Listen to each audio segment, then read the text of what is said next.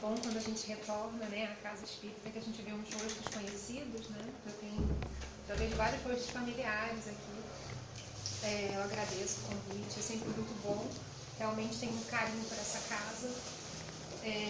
Pena que eu sempre chego aqui com uma expressão de cansado, eu sempre venho direto do trabalho, não consigo passar em casa. Espero que vocês não reparem. O tema de hoje, né? Aquele que se eleva será rebaixado. Como sempre, o Evangelho, na verdade, o que eu trouxe aqui para vocês hoje é o resumo do que o Evangelho pode dizer para a gente como a mensagem do Cristo. Né? O Cristo que está sempre insistindo e acreditando na gente. Acho que para você é melhor você ficar aqui, né? Que nunca desiste de nós, né? Deus não desiste e mandou o Cristo para passar essa mensagem, todas aquelas mensagens do Evangelho, que se a gente for resumir, fala de amor, né? Fala de amor, fala de fé. Então é o que a gente vai ver aqui hoje.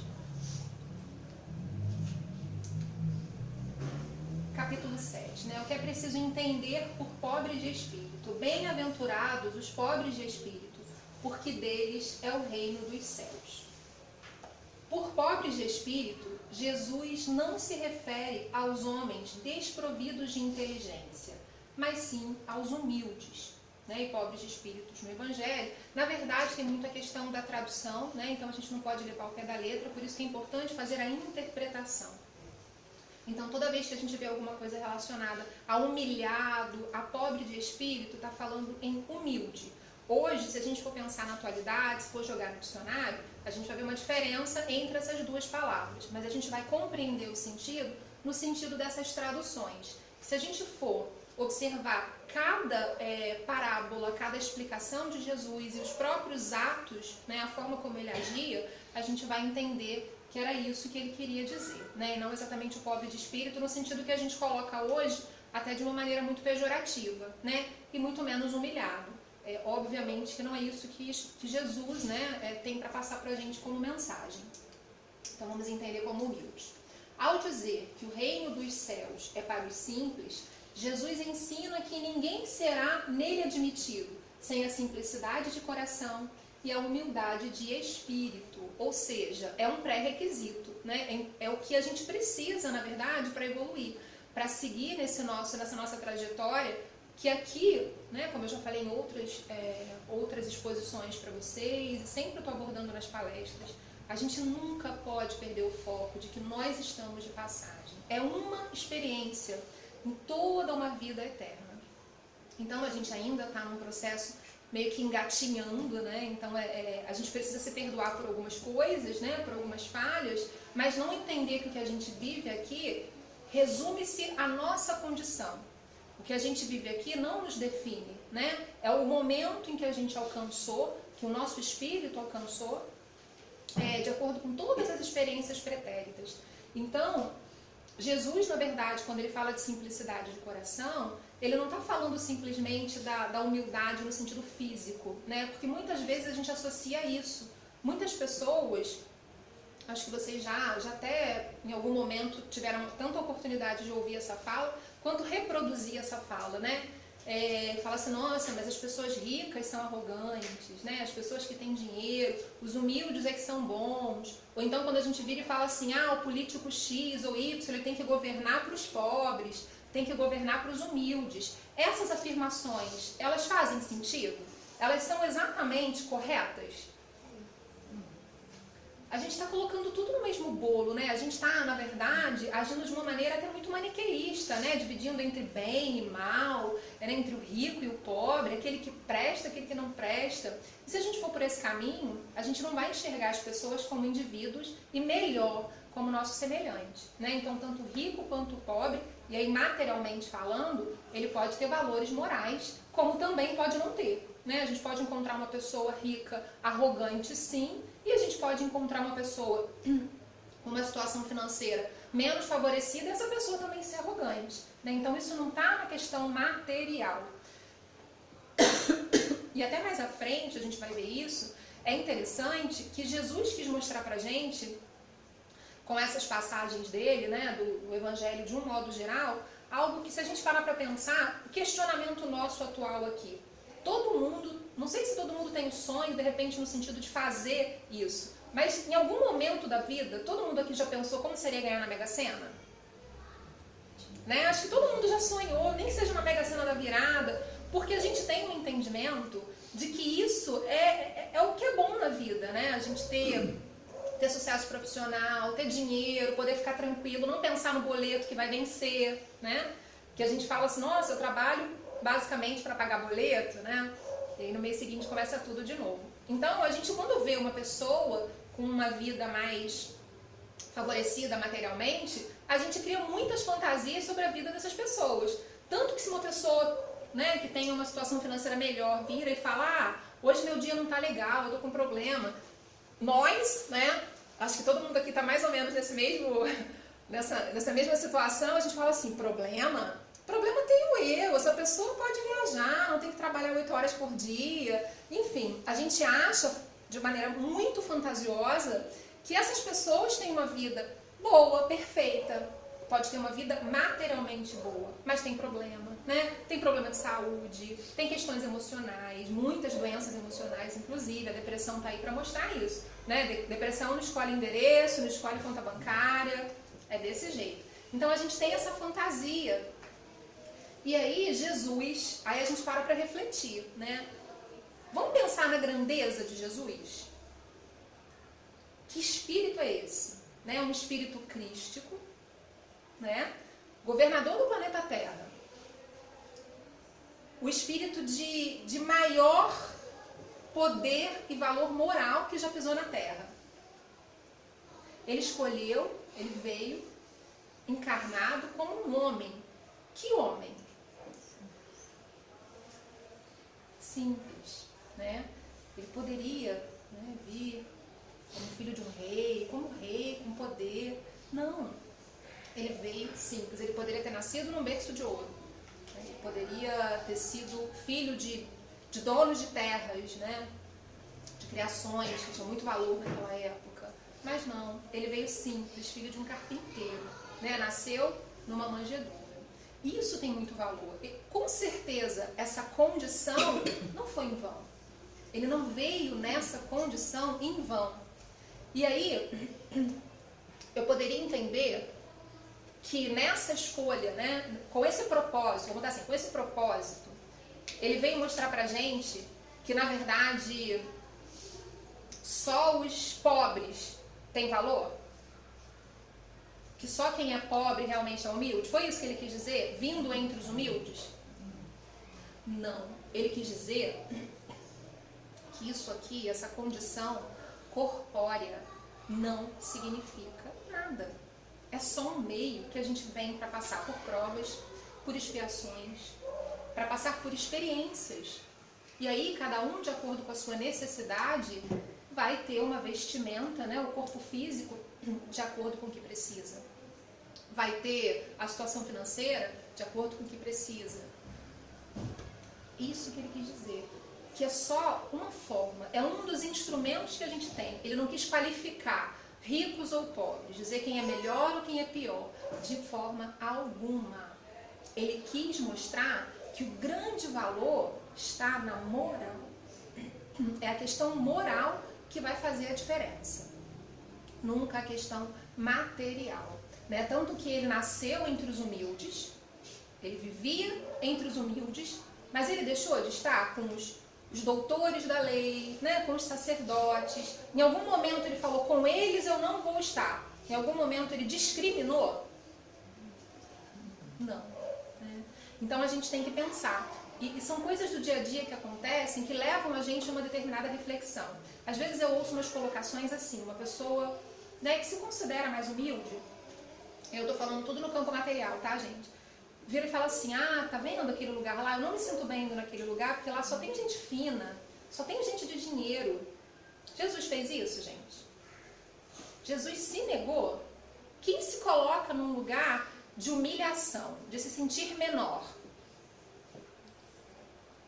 É a própria pessoa, né?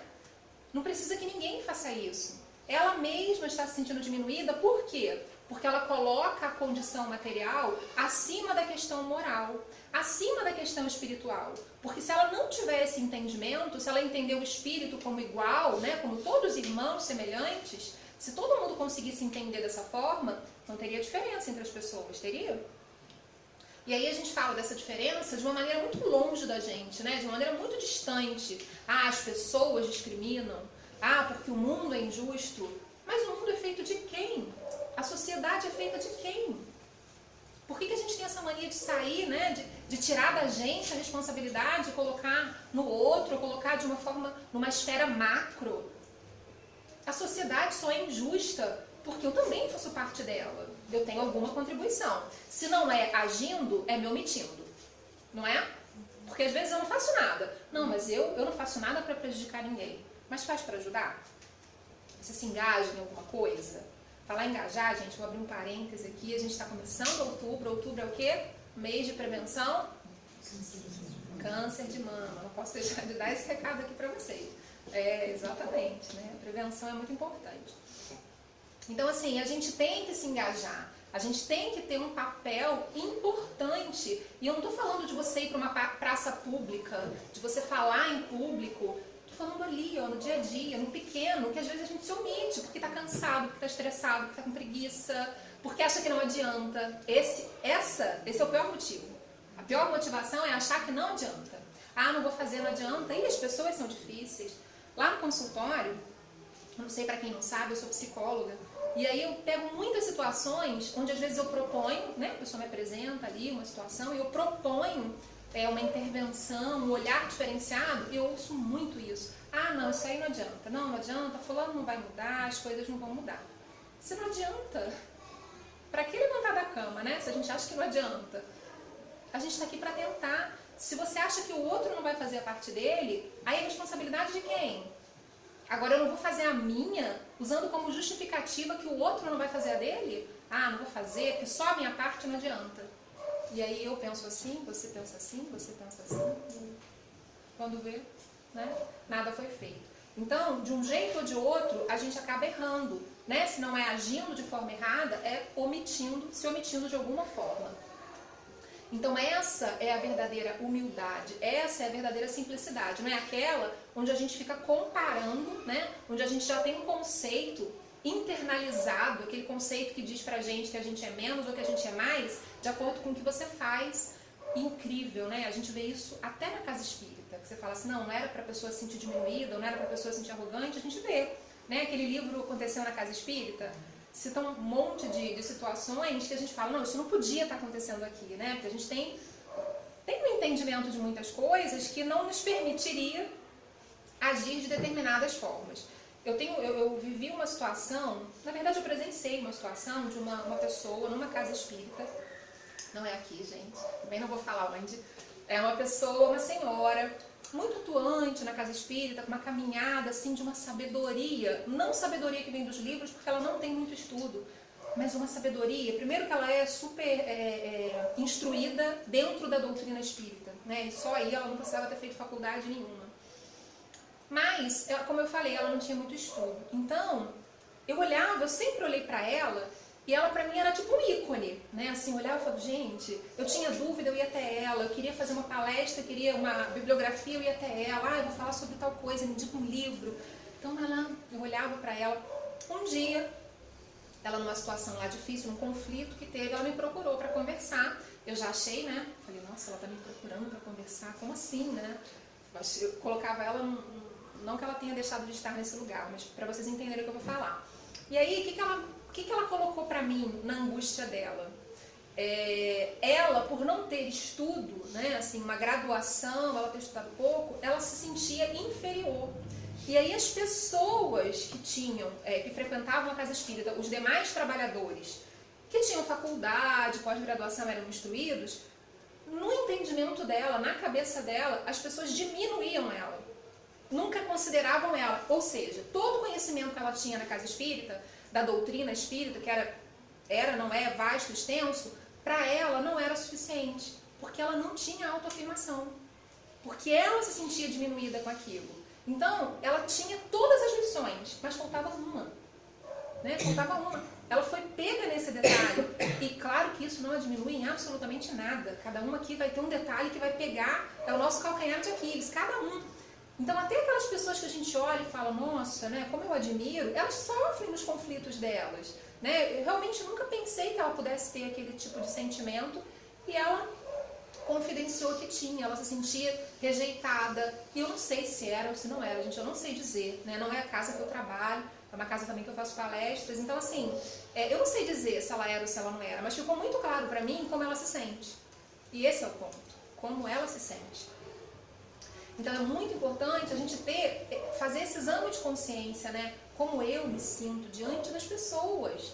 Se eu, que me sinto inferior pela minha condição social, né? Pelos meus estudos, enfim, eu tenho que parar e pensar, somos todos semelhantes aos olhos de Deus. Não é para Ele que importa? Não é? E se todo mundo conseguir alcançar esse entendimento, que eu sempre é muito simples trabalhar a mente nesse sentido, as pessoas vão conseguir, a gente vai conseguir desconstruir, vai conseguir minar essa ideia dessa divisão, né? Essa separação que as pessoas fazem entre ricos e pobres, entre os fortes, poderosos e os fracos e oprimidos. É um pelo outro. Tanto quando acontece uma situação assim que exige uma comoção social, as pessoas se unem. Ninguém fica olhando para quem que tem dinheiro, quem que não tem, quem que tem poder. As pessoas se unem. Mas será que tem sempre que acontecer alguma coisa grande, uma tragédia, um problema, né, para as pessoas se unirem nesse sentido? Então é muito importante que a gente faça esse exame de consciência, como eu me sinto diante da vida, como eu me sinto diante do outro. Outra situação que eu pego muito lá no consultório é caso de assédio moral. E aí eu penso, é muito ruim passar por um assédio moral, né? Vocês sabem o que é assédio moral, gente? Né? Quando a pessoa, ela promove uma agressão moral. A agressão ela não é só física, ela pode ser verbal, quando humilha o outro no trabalho, né? Quando persegue. E eu recebo algumas situações assim. E aí eu vejo que as pessoas colocam os superiores, né? O chefe, o gerente, tem um cargo de gestão, por exemplo, num lugar tão construidamente ilusório, né? De poder, que elas acabam permitindo que aconteça esse assédio moral. Elas não sabem se impor no sentido de se fazer respeitar, né? Não é se impor de arrogante, tá, gente? E aí elas ficam alimentando essa relação de poder doentia, né? Que o outro tem sobre ela. Se a pessoa chega e me trata de uma maneira que eu acho que eu não mereço ser tratada, eu vou me sentir nesse lugar? Vou me sentir nesse lugar, gente? Eu acho que eu não mereço ser tratada. É aquela história do presente. Se eu te dou um presente e você não aceita, de quem é esse presente? É meu, né? Então, eu vou parar e pensar, peraí, a forma como essa pessoa está me tratando, eu sei que dói, eu sei que a gente fica chateado, mas essa necessidade da gente ser aceito, da gente ser reconhecido, faz com que a gente caia nessas armadilhas. Porque se eu acho que aquilo ali não é pra mim, eu não vou pegar. Aquilo diz respeito a quem aquela pessoa é, a forma como ela age, não tem a ver com quem eu sou. Né? Muitas vezes não tem a ver realmente com a pessoa. A não ser que seja uma coisa especificamente técnica, né? Vai chamar atenção. Mas até para isso tem uma forma de fazer, né? Com educação, com respeito, tudo pode. Então é muito importante que a gente realmente faça esse exame. Eu estou nesse lugar ou eu estou me colocando nesse lugar? Né? Seja ele qual for, que lugar é esse? As coisas só acontecem com a gente porque a gente permite. Né? Então é muito importante a gente refletir sobre isso. Vou ler um trechinho do Evangelho, só para dar uma ilustrada aqui. E aconteceu que, entrando Jesus num sábado em casa de um dos principais fariseus, a tomar a sua refeição, ainda eles o estavam ali observando. E notando como os convidados escolhiam os primeiros assentos à mesa, propôs-lhe esta parábola. Quando fores convidado a alguma boda, não te assentes no primeiro lugar, porque pode ser que esteja ali outra pessoa mais considerada que tu convidada pelo dono da casa, e que, vindo este que convidou a ti e a ele, te diga, dá o teu lugar a este, e tu, envergonhado, irás buscar o último lugar. Mas quando fores convidado, vai tomar o último lugar, para que quando vier o que te convidou, te diga, amigo, senta-te mais para cima. Servir-te-á isto, então, de glória, na presença dos que estiverem juntamente sentados à mesa. Porque todo aquele que se rebaixa será elevado, e todo aquele que se eleva será rebaixado. Regra da humildade no reino de Deus. Isso aqui, a gente fala do reino de Deus, às vezes num lugar muito etéreo, né? O reino de Deus, sei lá, ele está presente numa colônia, num mundo dos felizes, né? Em planetas onde tem espíritos puros, enfim, esferas onde tem espíritos puros. Mas o reino de Deus não está aqui, né? Ele não está em nós. Não é uma condição nossa. Então, é importante a gente viver de acordo com essa orientação. E não de acordo com a orientação só de uma vida material. Tudo isso que eu estou falando aqui, gente, eu estou dizendo que você ter uma boa condição financeira é ruim? Eu estou dizendo isso? Não. A gente pode buscar isso, a gente deve buscar isso, mas sem atropelar os valores morais. Sem a gente se trair, né, dentro do que a gente acredita e mais dentro do que a gente sabe que é certo. Porque não adianta eu ter conhecimento de uma coisa e não colocar isso em prática. E aí quando a gente lê, num primeiro momento, não sei se vocês tiveram essa impressão, num primeiro momento quando eu leio esse texto eu penso, mas isso é bem óbvio, né? Não posso querer me achar, eu não posso querer chegar numa situação privilegiada. Não é mais ou menos o entendimento que todo mundo tem? Eu estou enganada. Não é? Mas é assim que a gente vive? Quando você vai, por exemplo, você acabou de entrar num ônibus, onde que você vai querer sentar?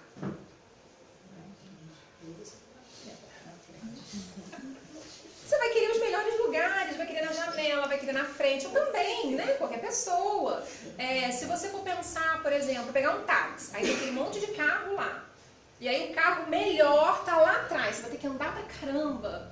E aí você vai caminhar, você vai pegar o primeiro, vamos botar assim, vamos tentar. O primeiro é um Fusca, nem tem táxi, né, de Fusca, um Uno, não, um carro mais simples, é o primeiro. E o último táxi, eu vou ter que andar quase uma rua inteira. Fala um carro aí que vocês acham muito legal. Um Honda de 2019, não, 2020. O que você vai fazer? Você vai pegar qual? O que está ali na frente, que é o primeiro, é um Uninho, ou Honda 2020? Fala a verdade pra mim, gente.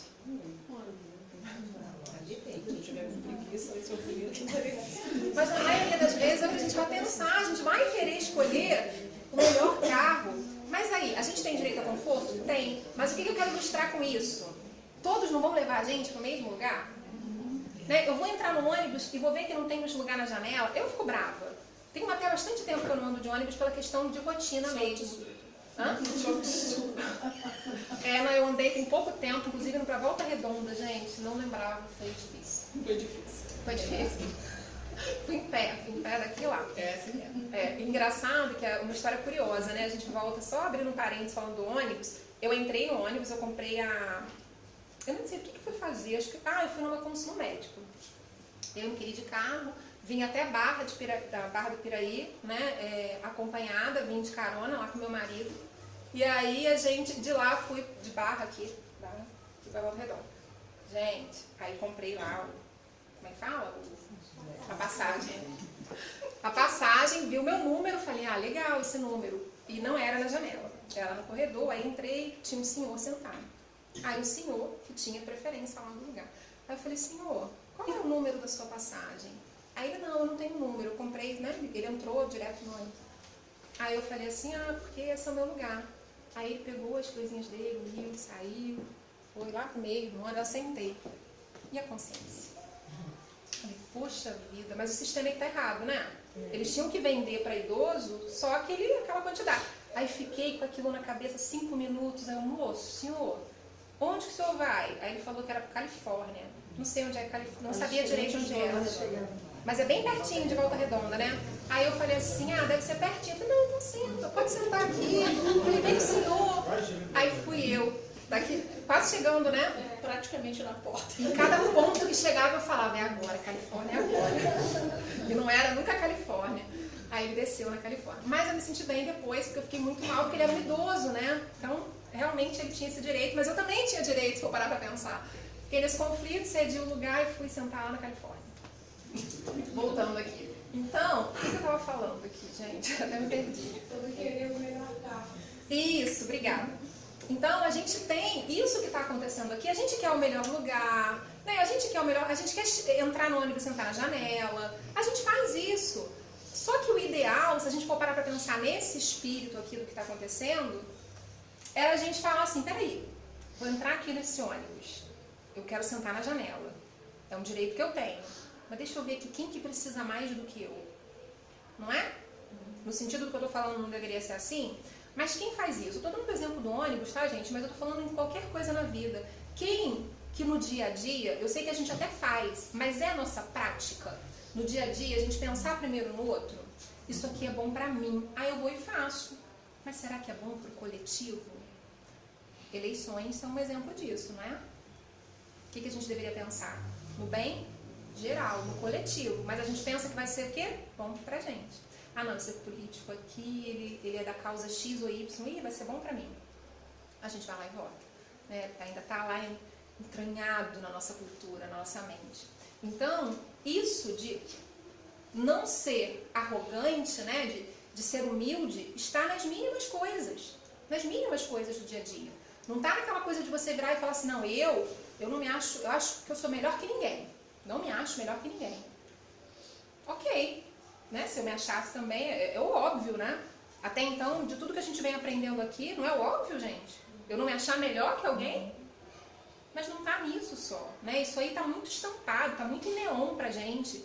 São essas coisinhas pequenas que a gente não percebe, onde você chega lá primeiro e pega o seu. Buffet de festa, casamento, 15 anos, quando serve lá comida. Alguém pensa assim, será que vai ter comida para todo mundo? Ou você sai correndo e entra na fila porque você quer ser o primeiro a pegar comida?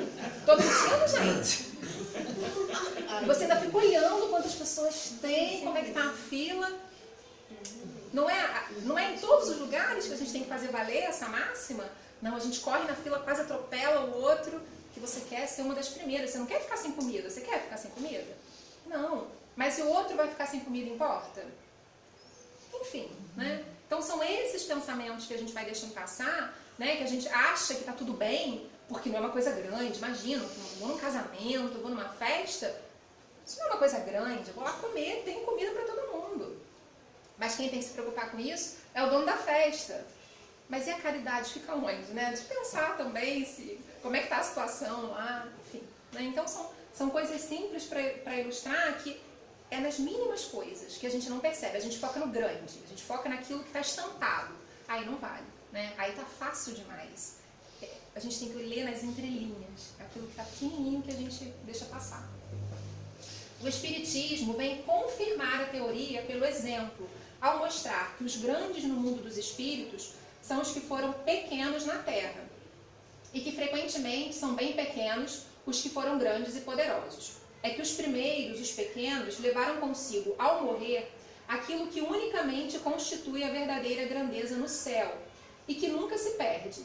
As virtudes, enquanto os outros, os ditos grandes, tiveram de deixar aquilo que os fazia grandes na terra e que não se pode levar. Fortuna, títulos, glória, linhagem. Né? Isso a gente também tem uma consciência bem tranquila disso, né, gente? Então, aqui ele está falando dos pequenos no sentido dos humildes. Jesus estava sempre entre o quê?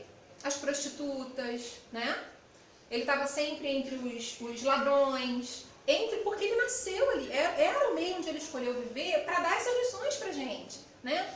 Se você não vai julgar quem errou, porque quem é você, né? E aí a gente para e pensa, a gente faz isso o tempo todo. Querendo ou não, a gente julga o tempo todo. Até quando você abre uma rede social, vê uma notícia sobre um artista, você está julgando, nossa, tá vendo? Olha o que fulano fez.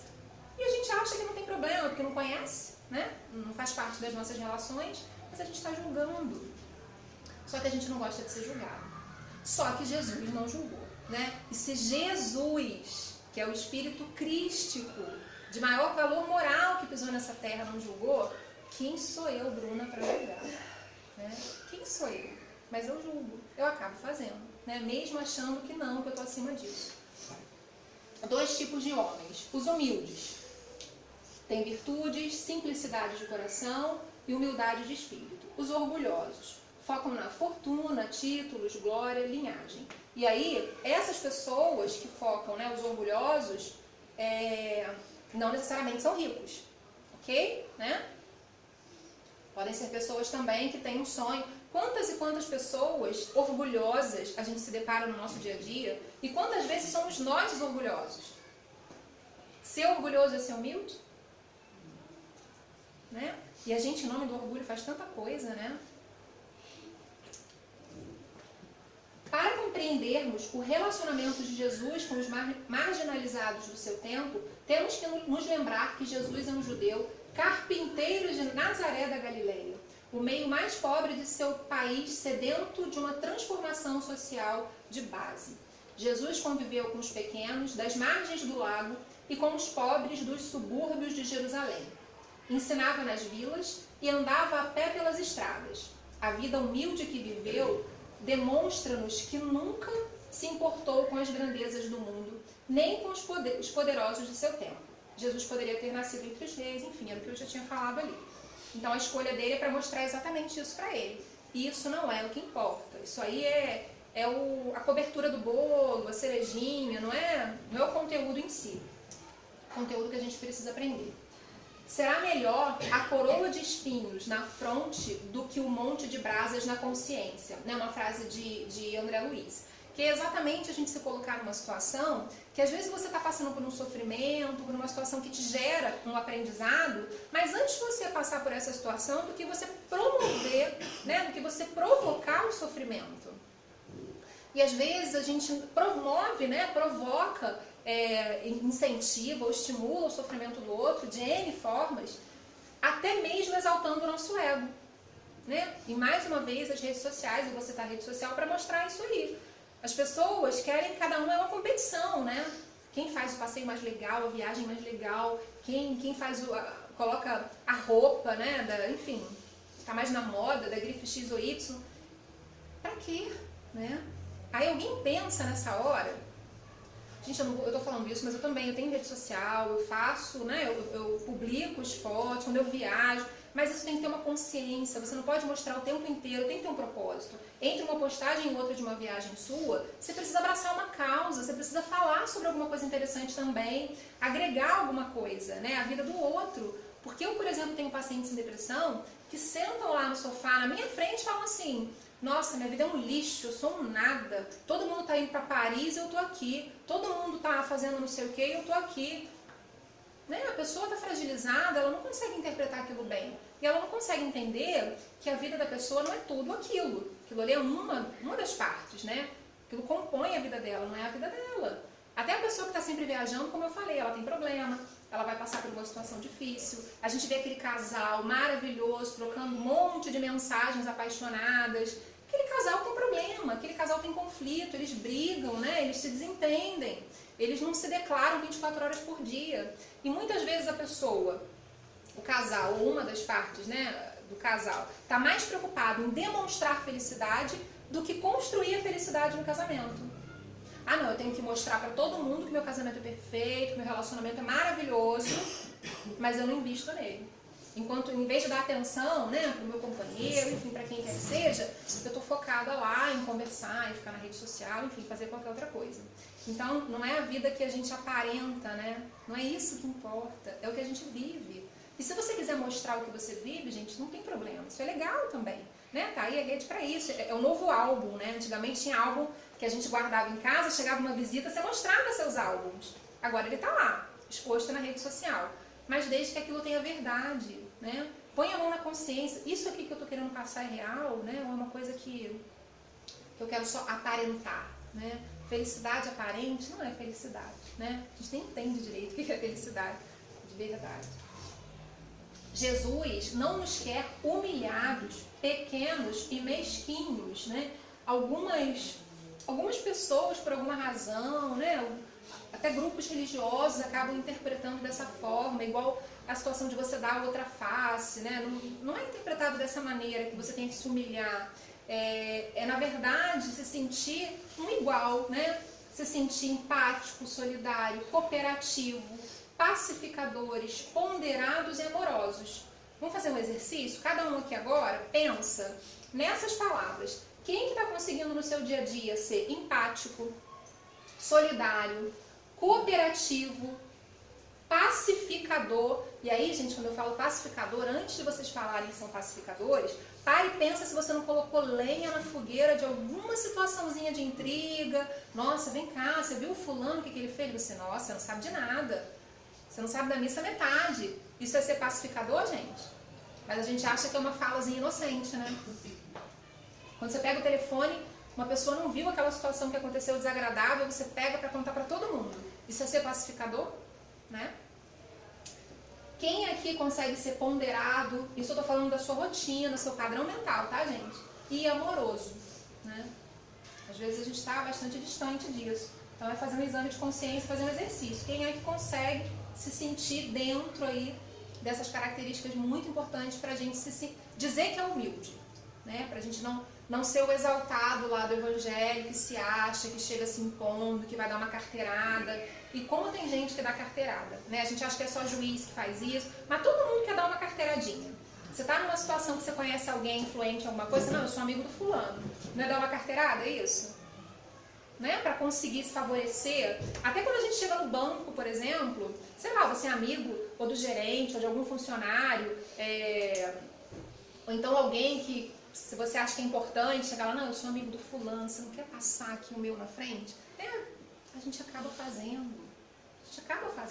E aí a gente critica quando a coisa aparece para o outro e esquece de olhar, meu Deus, mas numa outra escala eu faço isso também, né? Eu permito a todos serem como quiserem e a mim como devo ser. Chico Xavier, né? Quanta sabedoria nisso, né? Se a gente conseguisse praticar isso, quantos problemas a gente iria eliminar? Porque a gente está sempre usando o outro como argumento e como desculpa para tudo. Não, eu estou fazendo isso certo, mas você viu fulano? Fulano, a comparação, gente, ela não é positiva em nenhum aspecto. Principalmente nesse, quando você quer justificar uma falha, quando você quer justificar uma omissão, ou então por que você não está fazendo alguma coisa pelo mal, mas ninguém faz. Né? Como eu falei, não adianta você achar que porque não adianta você não vai fazer. Como que você sabe que deve ser? O que está escrito no Evangelho? Como que a gente deve ser? Ponto. Seja daquela forma. Se o outro não está sendo, se você entrou num lugar e deu bom dia e as pessoas não te responderam, aí você vai parar de dar bom dia também? Né?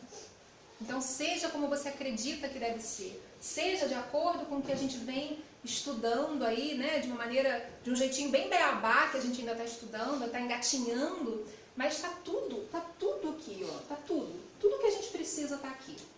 É um manual. Tem dúvida? Evangelho. Vai resolver todos os nossos problemas? Não. Mas vai nos auxiliar, vai nos ajudar a passar pelos problemas, né? Com humildade, com resiliência, sem o desespero, sem achar que tudo está perdido, sem achar que não vai dar jeito. Né? É isso que ele vai fazer por nós, nos fortalecer, né? Nos colocar numa condição de espíritos que está a caminho da perfeição. E aí, falando em perfeição, essa é uma frase muito interessante de Santo Agostinho, que fala: criaste-nos, Senhor, para ti, e nosso coração estará inquieto enquanto não descansar em ti. O que essa frase diz pra gente?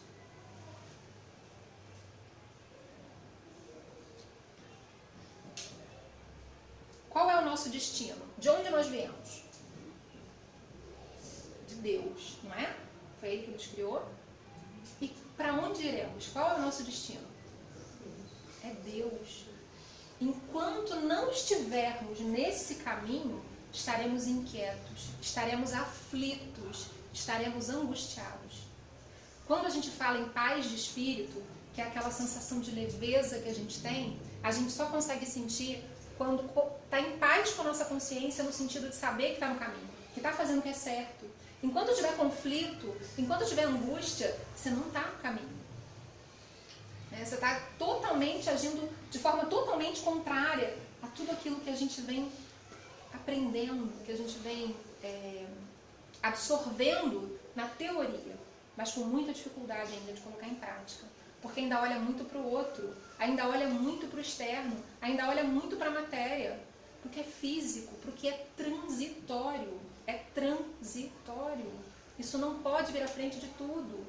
Eu não posso colocar a razão da minha vida nessas coisas transitórias. Eu tenho que usar isso a meu favor.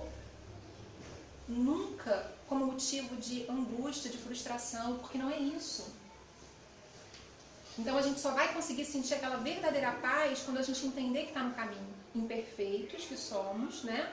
A gente está nessa condição moral ainda, mas sabendo qual é o nosso destino. Não é aceitando que é imperfeito, tá tudo certo, tudo é festa, vou errar mesmo, vou ter outra encarnação aí à frente. Teremos muitas, muitas. Mas pra que a gente vai se atrasar, né? Não é muito inteligente isso. Nosso destino é a condição de espíritos puros. E aí a pergunta, gente. Todo mundo tá lendo? Quem tá lá atrás também? Não vou nem falar para não soar acusatório. Né? O que estamos fazendo nesse sentido? E aí quando eu falo estamos, né, obviamente me incluindo, exatamente, tenho me questionado. E a cada palestra eu falo que eu levo assim uns tapas, né, umas surras, porque a gente reflete. Então o que a gente está fazendo para chegar nessa condição? Para chegar não, né, mas estar no caminho de espíritos puros. Não é esse o nosso destino? Ou alguém acha que não, alguém tem outro destino, né? A única forma da gente agir para isso é entender que esse é o nosso destino. Né? E que a gente às vezes age de uma maneira muito... A gente fica, uma coisa muito da atualidade, né? É a procrastinação. A gente está sempre deixando para depois aquilo que a gente... Está difícil fazer agora, não. Isso aqui agora vai doer mexer nisso, e a gente vai deixando para depois, e vai se ocupando com coisas que não são muito consistentes, né? E a gente está fazendo isso muitas vezes com a nossa existência, com essa oportunidade bendita de estarmos aqui. A gente vai adiando, deixa para depois, aquele desafeto, deixa para depois, deixa para a próxima. Se está difícil agora, a gente pensa na próxima, que você vai levar tudo que estava lá atrás e mais que você está fazendo agora. Pensa bem, faz essa conta. Não faz não. Começa a agir diferente, age de forma transformadora, porque se fizer essa conta a gente vai ficar muito triste. A prece é um apoio para a alma, contudo não basta. É preciso que tenha por base uma fé viva na bondade de Deus. O que eu quero dizer com isso? É importante fazer a prece? Sem dúvidas, muito. É importante estar aqui na Casa Espírita? Sem dúvidas. Fazer o estudo? Evangelho no lar? Mas o quê? Acabou? Fazer caridade? Atitude, né? Ter atitude. Oração, né? Orar e agir. A fé sem ação, ela é morta, né? Ela vira só um discurso bonito. Quantos discursos bonitos a gente ouve por aí? A gente lê por aí, né? Mas são só discursos bonitos. A gente não pode querer viver de discurso bonito, de falar eu sou. Isso é o exaltado, né? Que Jesus menciona. Não, porque eu sou espírita, porque eu faço estudo, não, porque eu sou orador. Não é ser exaltado? Né? Isso está longe do caminho do ser humilde, de olhar o outro como semelhante, né? E voltando até para aquela questão das pessoas competirem, do orgulho, é impressionante. As pessoas estão sempre querendo se colocar num lugar acima do outro, quase que a qualquer preço. E aí já começa lá na infância. Como que isso começa na infância? Com a mãe e o pai, ou o responsável, né? Aqueles que te educam, que são responsáveis por você, competindo com os outros pais. E você já está observando aquilo. Não, porque minha filha é campeã de natação. Não, meu filho ganhou a Olimpíada de Matemática. Aí você pensa, não, meu filho tem que ser bom em alguma coisa. Aí você vai fazer o que com essa criança? Você vai cobrar, você vai pressionar, você vai dizer que ele tem que fazer aquilo porque ele tem que ser o melhor, porque você tem que ter um troféu, né? Você tem que mostrar alguma coisa. Meu filho, é minha continuação. Filho é continuação, gente? É o meu espírito que desdobrou. Mas é mais ou menos isso que a gente faz, né? Então a gente precisa ter esse cuidado, que é nessas pequenas coisas. Não, meu filho, ó, você tem que ser igual fulano. Por que ele tem que ser igual fulano? Ou então, ó, você viu o fulano? Você viu como o fulano se deu bem? Como ele tá ótimo? Viu a nota do fulano? Né? E você procurou saber que facilidade seu filho tem, qual a habilidade dele, que vocação ele tem, se ele vai ser bom naquilo. De repente ele não vai ser bom naquilo, vai ser bom em outra coisa. Então é importante, é o que eu falei, nas mínimas coisas, é no dia a dia, é com o filho, é com o pai, com a mãe. As exigências que a gente faz ao outro, muitas vezes é para compensar as nossas falhas. Né? Quem não gosta de falar que tem um parente, né? Quando a gente no final das contas não pode se enaltecer, a gente fala, ah, uma parentada, fala assim, não, porque eu tenho um parente que ele é médico, porque ele é doutor, porque ele é juiz, porque ele é não sei o quê, não é? A gente fala cheio de orgulho. Quem é que fala assim, nossa, minha tia é uma faxineira de mão cheia, das melhores. Quem fala com orgulho? Pode até ter quem fale, mas é natural, gente? É normal? Nossa, minha mãe merendeira, melhor merendeira que esse colégio já teve, de se empenhar. Alguém fala? Se deixar, tem gente até que esconde, né? Algumas funções que socialmente parecem menos privilegiadas, o que é uma bobagem também, né? Todas as funções são importantes. Você vê quando tem greve de gari, né, gente? Como é que fica a cidade? Aí a gente lembra da importância deles, né? Mas às vezes passa por eles na rua, nem vê, nem dá bom dia, nem pede licença. Ah, posso pisar aqui? Dá licença. Mas se entrar em greve, vira tudo uma lixeira. Então tudo é importante. É fácil ser humilde? Não? Gente, mas é tão claro, não posso me sentir melhor que ninguém, eu tenho que pensar no outro primeiro. Não é fácil. Estava aqui enganada achando que era. E aí, pra gente entender algumas coisinhas. Você consegue reconhecer um erro? Consegue? Mas consegue reconhecer em qualquer circunstância, até quando aquela pessoa é mais arrogante que você fala assim, não vou me rebaixar diante do fulano, eu errei, mas eu vou sustentar isso aqui. Você consegue em qualquer situação reconhecer um erro? Você está passando numa loja de departamento, e aí você está lá andando, derrubou um monte de caixa, tem um monte de gente à sua volta, você olha, se ninguém viu que foi você, você fala que foi você? Como eu falei, pode ser que fale, mas de um modo geral você vai olhar para por que você olha em volta primeiro, né? Então assim, em todas as situações, você consegue reconhecer um erro? Está numa discussão, né, num relacionamento, errou, a pessoa está ali te massacrando. E aí quanto mais a pessoa te massacra, mais parece que vem uma coisa por dentro, né, gente? Sobe um sangue, você quer provar que não e tal. Consegue? Nessa situação também? Porque a gente reconhecer um erro, ser humilde, quando o outro é humilde com a gente, é fácil, não é disso que vocês estão falando? Né? Ah, não, eu reconheço meu erro. Quando o outro é humilde também, é manso, é pacífico. Minha filha, você errou. Vamos olhar, mas ninguém fala assim com a gente. Você errou, né? Aponta logo o dedo na nossa cara.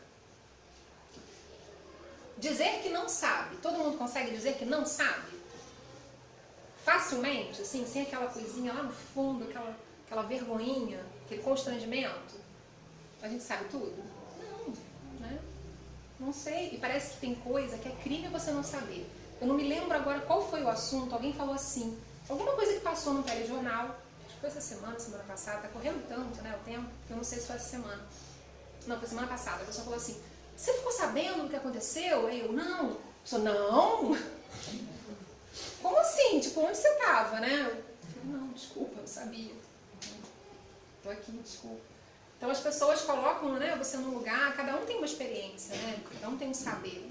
Não é vergonha não saber de alguma coisa. Reconhecer uma conquista ou um feito da outra pessoa, de outra pessoa. Todo mundo consegue fazer tranquilo? Sem aquela coisinha lá no fundo, falar, ai, queria que fosse eu que estivesse ali. Ou então alguém está falando assim, nossa, você viu fulano? Fulano conquistou, conseguiu, ganhou o prêmio, você viu como o trabalho dele foi maravilhoso? Aí você vira e fala assim, ah, não foi tanto assim, foi isso tudo. Não acontece, gente?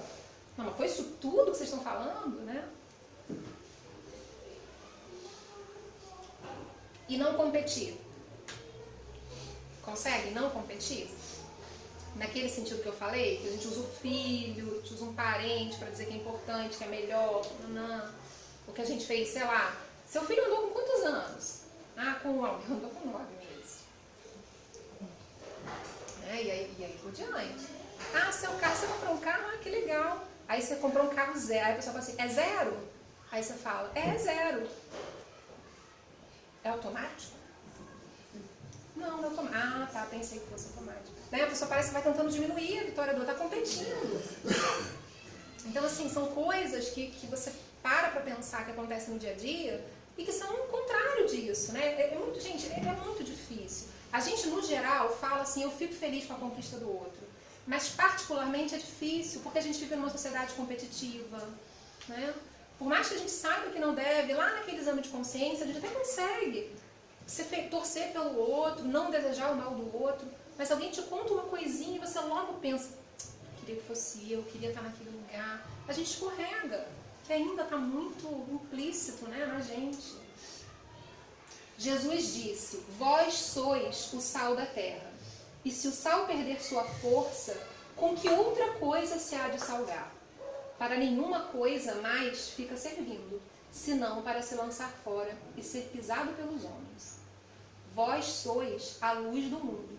Não se pode esconder uma cidade que está situada sobre um monte. Jesus apontou o dedo e falou, você é sal da terra, você é a luz do mundo, você não é sal da terra, você não é a luz do mundo. Ele fez isso? Ele falou, vós sois o sal da terra. Vós sois a luz do mundo.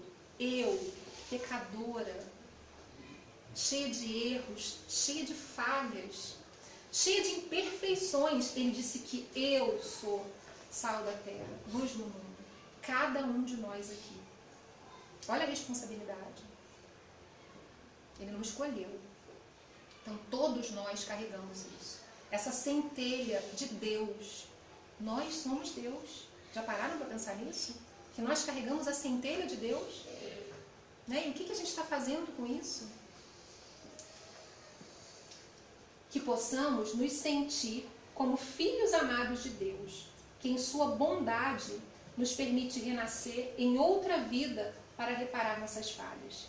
Que nos inspiremos na cristandade que Jesus nos trouxe, através de seus ensinamentos e, melhor, através de seus exemplos. Porque muito mais do que Jesus disse, muito mais do que ele nos ensinou, foi o que ele fez. Foram as ações. Quando os discípulos dele, né, estavam lá se achando orgulhosos, primeiro por terem sido escolhidos, né, por Jesus e disputando quem era o melhor entre eles, o que Jesus fez? Alguém tá lembrando aqui dessa passagem? Ele foi lá lavar os pés deles. Ele foi lavar os pés dos discípulos. Que é maior sinal de humildade? Ele lavou os pés de todos, dizendo assim, somos todos irmãos, somos todos iguais. E todos carregamos essa centelha de Deus. Todos estamos destinados à perfeição, a sermos espíritos puros. Então a gente tem que fazer valer isso. A gente tem que agir com mais responsabilidade na nossa rotina, nas mínimas coisas. Não sabendo que é fácil, porque a gente sabe que não é. Isso é fato, não é.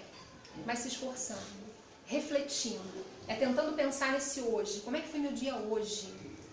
E tentar fazer melhor amanhã. A gente sempre pode fazer melhor. Não é fazer igual dieta não, tá, gente? Que chega na quarta-feira, na quinta-feira, você vem seguindo a dieta, aí você escorregou. Aí você fala assim, bom, hoje é quinta. Eu abri mão da dieta, então amanhã, sexta-feira, também vou continuar chutando balde, segunda-feira eu recomeço. Não é assim que muita gente faz? Não é para fazer igual a gente faz com a dieta.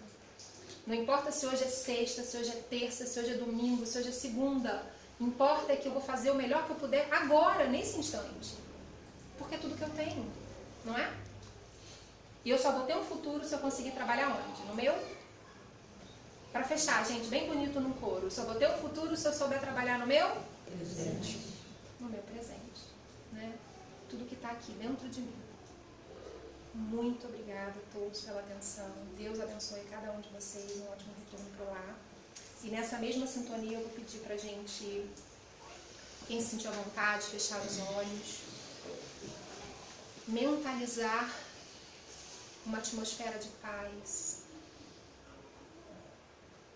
permitir que as nossas energias pacificadoras, através dos nossos sentimentos e das boas intenções que temos, todos nós temos, que essa energia possa nos envolver nesse momento. E com a ideia de que estamos caminhando em direção a Deus e que somos parte dele, que possamos nos sentir confortados diante da dor, diante da dificuldade, diante do problema, do conflito, e mais ainda, que possamos nos sentir amados, porque jamais qualquer coisa nessa vida, seja material e até na vida espiritual, pode nos destruir. Somos espíritos eternos e nada pode ser maior que o amor de Deus por nós. Nenhuma dor, nenhum problema, nenhuma dúvida, nenhuma treva, nada disso pode ser maior que Deus e o seu amor infinito por nós. E com essa certeza de que, independente dos caminhos que percorramos, Deus está conosco e está dizendo pra gente que quando for muito difícil, Ele vai nos auxiliar e vai nos carregar no colo. E com essa ideia, com essa intenção de que somos esses filhos amados, irmãos entre nós, vamos pedir com toda humildade por todos aqueles que estão sofrendo. Vamos pensar no nosso semelhante. Porque, de acordo com os ensinamentos de Jesus, eu não posso ser feliz sozinha. Eu não posso ser feliz sabendo que o meu irmão sofre. E por esses irmãos, próximos ou distantes, conhecidos ou desconhecidos, eu peço por todos eles, encarnados ou desencarnados, que possam ser consolados, cada um no seu sofrimento e na sua dor, que possam ser assistidos e amparados, e que a minha prece, o meu amor, o de cada um de nós, possa alcançar esses irmãos dentro de suas necessidades. Te pedimos pelos nossos familiares, por aqueles que não estão aqui presentes, pelos nossos irmãos de caminhada. Te pedimos pelos nossos desafetos, por aqueles que nos desafiam, por aqueles que nos fazem achar que está difícil, e que nós tenhamos sempre a oportunidade de nos reconciliarmos. Te agradecemos pelo teto que nos cobre, nos protege, te agradecemos pelos nossos empregos, nossas funções, pelo pão de cada dia. Te agradecemos pelo pão material e te agradecemos pela oportunidade do pão espiritual. Te agradecemos por cada chance que nos dá de recomeçar, por cada amanhecer, por cada findar de dia. E pela chance de sermos mais uma vez dignos de sermos chamados teus filhos. Obrigada pelo encontro dessa noite. Obrigada por esta reunião de espíritos irmãos, amigos queridos, confraternizando por uma ideia e um ideal. Que cada um de nós possa levar para seus lares tudo o que recebeu aqui neste ambiente e possa multiplicar e transbordar essa energia de amor, de paz, de esperança e de humildade. E com esse sentimento, encerramos a primeira parte dos trabalhos dessa noite. Assim seja.